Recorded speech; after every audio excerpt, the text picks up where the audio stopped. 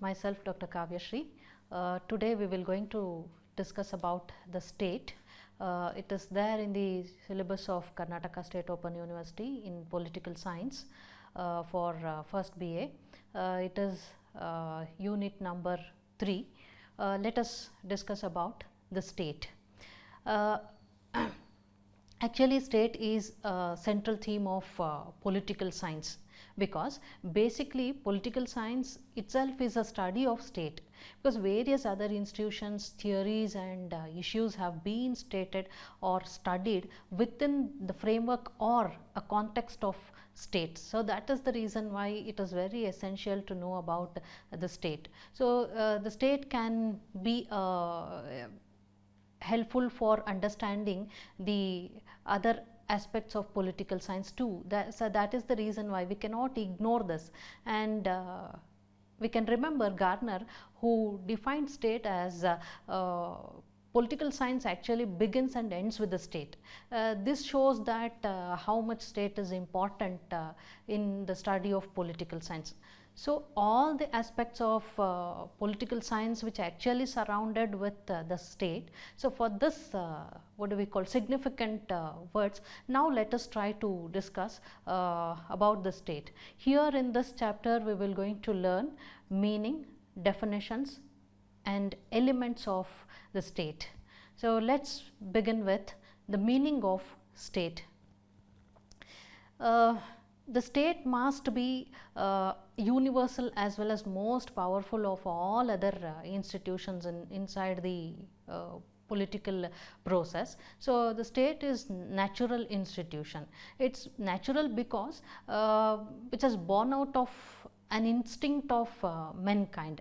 According to Aristotle, it is a natural institution because it had a natural kind of growth, in the sense it gradually grew up, who pointed that man is a social animal who actually started to live in the village as well as in the regional entities, then formed city state, which later known as the state. So here we can understand that much depended on the state at the later stage, which become neither an institute or a very strong and necessary institution, because which fulfill various needs of mankind. At the later stage in modern times, the term which had actually taken enlarged as well as enriched in a different connotations. That is what we can say over here. When it's a matter of meaning, literally we can say like this, in the sense in modern terms, state is derived from a Latin word status. Status means it's a condition or a circumstances, and it is the highest form of human association, we must say. When it's a matter of conceptually speaking, somehow state itself is a human association, but exist in a definite territory with a confirmed population, with the preservation of one government as well as sovereignty, but without which it will may out of control. So that is the reason why all the elements must be there in the state. So this is what about the meaning. If we wish to understand very clearly, we have to know the definitions. When we come across the definitions, we will definitely get much clear picture about the state. So here 3 definitions are there. Let me quote that. According to Woodrow Wilson, state is a people organized for law within a definite territory. Similarly, McIver defined that state is both guardian of law and the child of law. And of course, Plato defined it as a man's right large against the sky. And similarly, Aristotle, who also defined in a different way, such as it's a union of families and villages which are having for its end for the perfect and self-sufficing life by which we need a happy and honorable life. This is what according to the Aristotle. But somehow when we come across with the definitions, the above definitions, here we have quoted very simple definitions. With this only we can know the various dimensions of state, and which make sure that it is being formed with several elements. So after that, let us move towards the elements of state. Here we are having 4 elements of state. One is population and territory, government and the sovereignty. Somehow these elements are very much supportive to understand state very clearly. The state actually identified with what do we call, a kind of compulsion essential elements, and the absence of any one of these element is there may not be completed. In the sense one of these elements will render it to incomplete way of state, or no more rendered as a state. So somehow it means all the 4 elements must be exist together. So these elements can be understand as follows one by one. Let us try to learn about that. The first one is population. This is the first and foremost element. The basic requirement of a state is people only. It is the people who actually make this or they are the cause for the formation of state, because without which we can't form anything at all or move towards further. So we can state it that population is an essential factor for the growth of state. Here we can recall the views of Greek thinkers that the population should not neither too big nor too small. In the sense, it is not more or less in number. Here it is a different opinion in this factor. In the sense, writers have came out with different opinions about the number, because of few or the fixed number, there with fixed number, and few not like that. In the sense, for instance, if we take an example, Plato had given fixed kind of number with 5040 people must be there in the state. Similarly, Ramson fixed that it should be 10,000, but our father of political science Aristotle, who led a general principle that state should not having neither too small nor too large number of people. But however, modern states are varying with their population as concerned, because like India, China are most populous countries, and similarly if we take an example of Morocco and San Marino, they are the very less population stated. So however, modern states, they have favor for large number of population because of the growth of economy has concern. Of course it needs to have n number of people, because if it is less, natural resources cannot be used fully. So that is the reason why. Whereas if it is more in number, there may be lot of challenges like poverty, unemployment, those will going to be the result over there. So it's need to have a kind of medium size of population. That would be the best part of state. Here we can quote that quality of population perhaps must be important factor in any state. It may be. So, by saying this, we can sum up the first element. The second one is territory. There can no state without a fixed territory. Territory means it's nothing but it's a piece of land. So, people need to stay within a territory to live, organized themselves, or to do anything, whether it may be socially, economically, as well as politically, but which actually demands the definite territory with what do we call different size.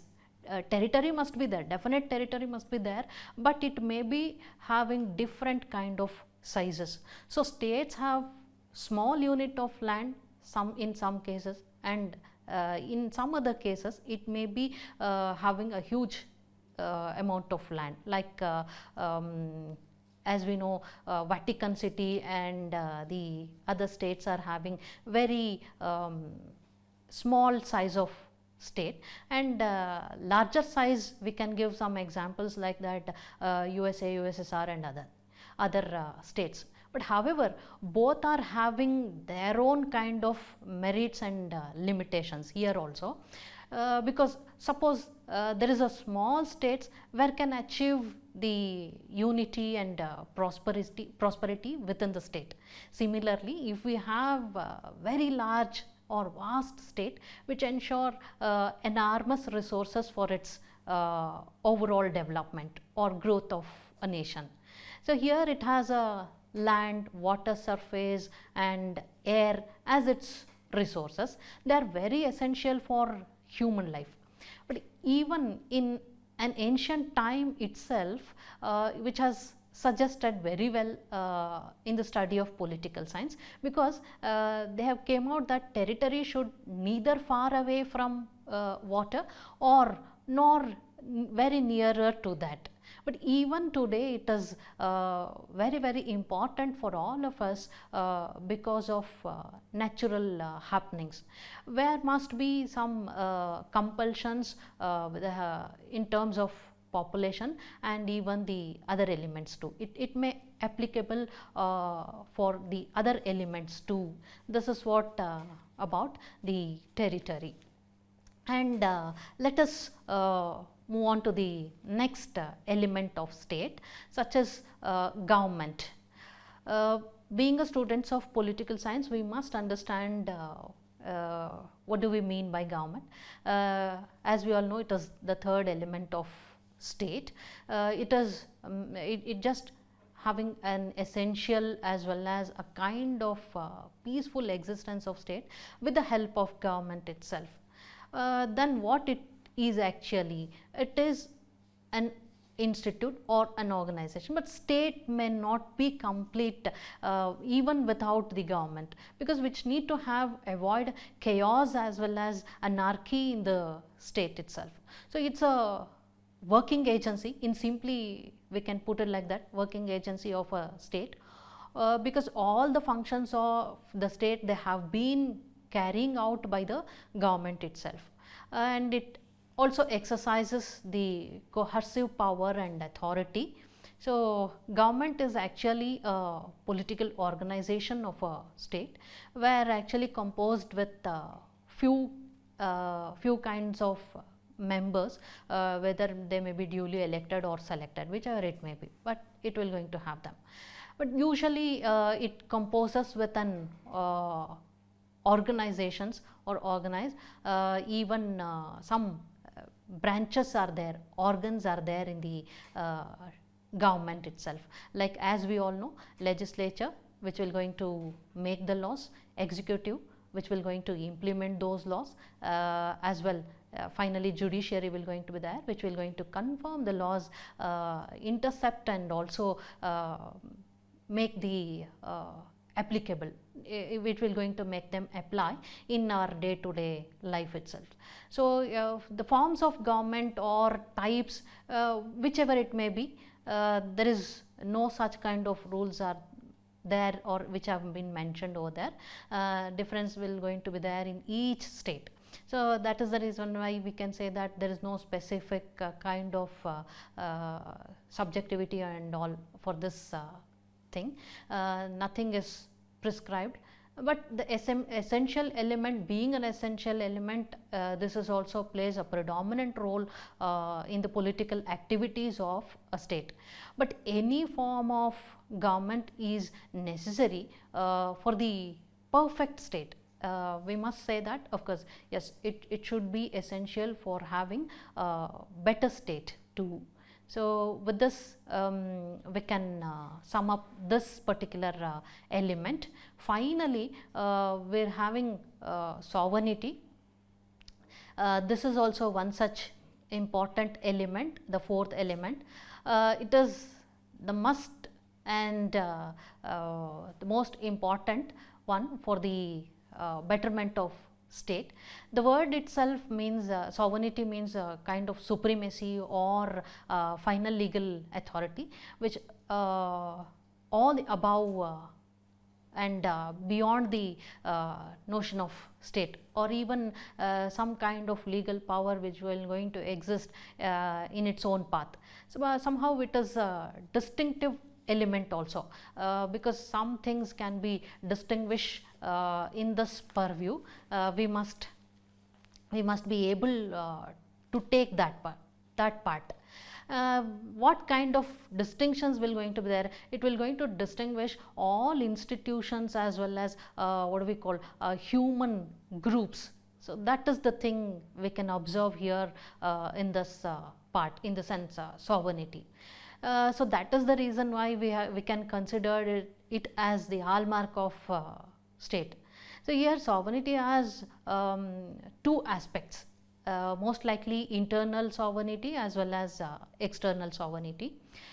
Internal sovereignty, which actually means or denote that the authority over the individual or even group or association, but it should be limited within the geographical area or geographical limits, I must say.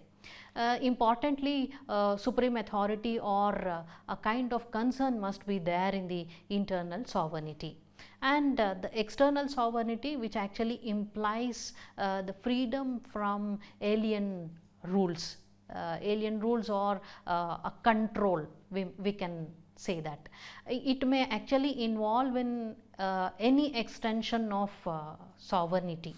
So both are equally important and essential for the for having a kind of strong sovereignty element inside the state. We can fit inside the state. That is what.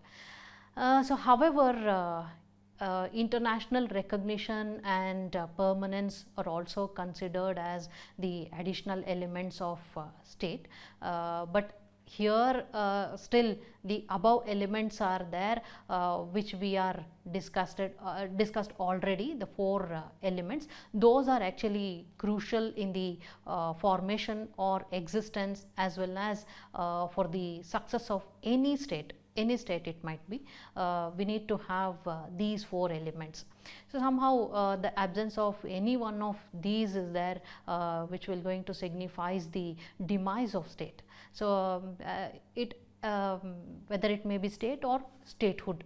So all of these must be present together similarly and complementary to each other. This is all what about meaning, definitions and elements of state. In our next session we can learn about theory of state, especially in terms of organic theory. So we shall meet once again. Thank you.